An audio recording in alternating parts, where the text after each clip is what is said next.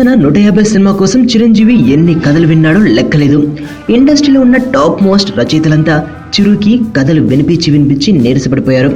ఇవన్నీ కాదులే అనుకుని ఆల్రెడీ తమిళంలో హిట్ అయిన కథ సినిమాని తెలుగులో రీమేక్ చేయాలని నిర్ణయించుకోవడం, ఆ సినిమాని పట్టాలెక్కించడం, ఫస్ట్ లుక్ కూడా బయటకు రావడం జరిగిపోయాయి.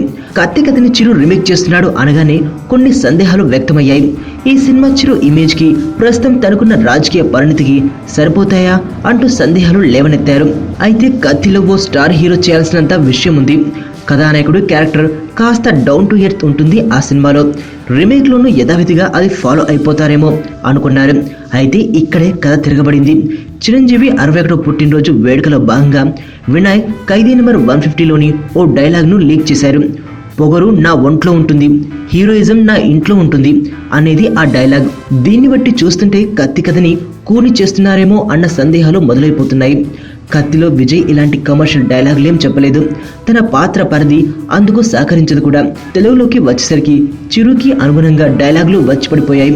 పైగా పరుచూరి బ్రదర్స్ చేసుకుంటున్న సినిమా కాబట్టి మొక్కే కదా అని పీకేస్తే పీక కోస్తా, రాననుకున్నావా రాలేననుకున్నావా అంటూ ఇంద్ర టైపు డైలాగులు గుప్పించడానికి రెడీ అయిపోతున్నట్లున్నారు.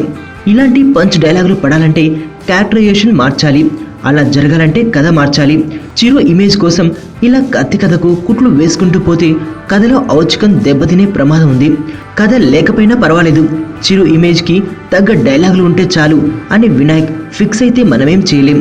మరోసారి కమర్షియల్ సినిమా చూడడానికి సిద్ధమైపోవడం తప్ప ఇమేజ్ కోసం కథని బలి చేస్తారో, లేదంటే ఇలాంటి డైలాగులు తగ్గించుకుని కథని బతికించే ప్రయత్నం చేస్తారో ఖైదీ నెంబర్ 150 విడుదలయ్యాకే తెలుస్తుంది.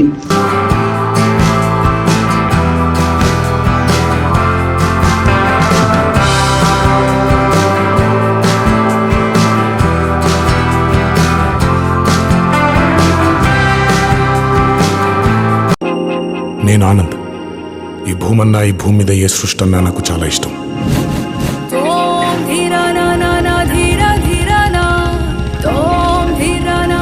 చెట్లు, మొక్కలు, గాలి, నీరు, వాటిని కాపాడుకోవటమే నా పని కూడా.